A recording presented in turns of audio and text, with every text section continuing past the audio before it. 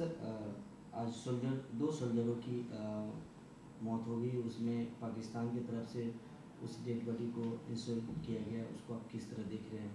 नहीं, बहुत ही असहनीय काम किया है और निश्चित रूप से इससे हर भारतीय दुखी है। पर मुझे विश्वास है कि सरकार इसको गंभीरता से लेगी और आने वाले समय में उसके परिणाम भी मिलेंगे। विपक्ष यानी कांग्रेस का कहना है कि बीजेपी जब हम सरकार में थे तो बहुत बोलती थी, लेकिन अब सही रूप से चाहे वह माओवादी हो या आतंकवाद, पूरी तरह से सरकार असफल है। मेरा ख्याल है उनका आरोप लगाने का उनको अधिकार नहीं। दोनों समस्याएं कांग्रेस की ही देन है और पंडित जवाहरलाल नेहरू नहीं होते तो शायद जम्मू कश्मीर की समस्या नहीं होती। तो और वो भी लगातार उसके बाद सरकार में रहे तो समस्या का निराकरण नहीं कर पाए। उस दिशा में हमारी सरकार आने के बाद तो सर्जिकल स्ट्राइक जैसे काम भी हुए हैं।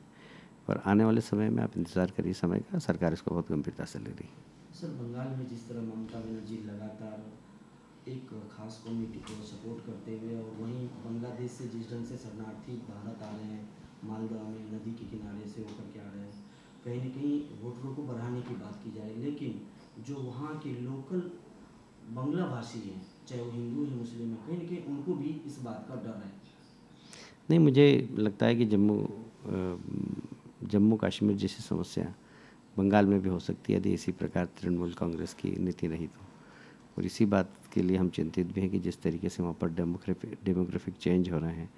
आज की तारीख में लगभग आधे ज़िले ऐसे हो गए जहाँ पर बहुत ज़बरदस्त डेमोग्राफिक चेंज हुआ है और उसका कारण घुसपैठी हैं और सरकार को उनका संरक्षण है।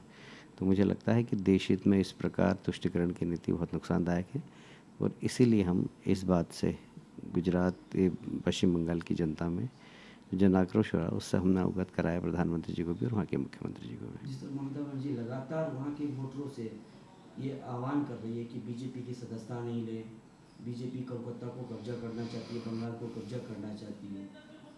देखिए, ये प्रजातांत्रिक देश है, यहाँ पर कोई व्यक्ति संगठन ऐसे कब्जा नहीं कर सकता। जनता अधिकार देती है सरकार चलाने का। केंद्र में भी हमें जनता ने अधिकार दिया है और हमें विश्वास है कि जिस प्रकार की वहाँ पर रणनीति चल रही है पश्चिम बंगाल में भी जनता हमें अधिकार देगी। अमित शाह जी की 3 दिन की बंगाल यात्रा के बाद कहीं ना कहीं वहाँ राजनीतिक बोल थोड़े से बिगड़ गए हैं।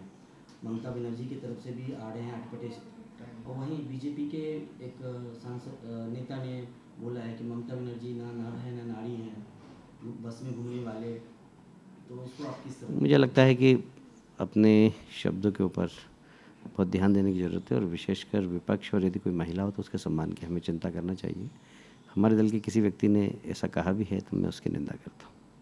धन्यवाद सर, थैंक यू। किसी को काम है, तंग कर रहा है, कोई जेई पूछ रहा है कौन? पीएस में जेई है वो।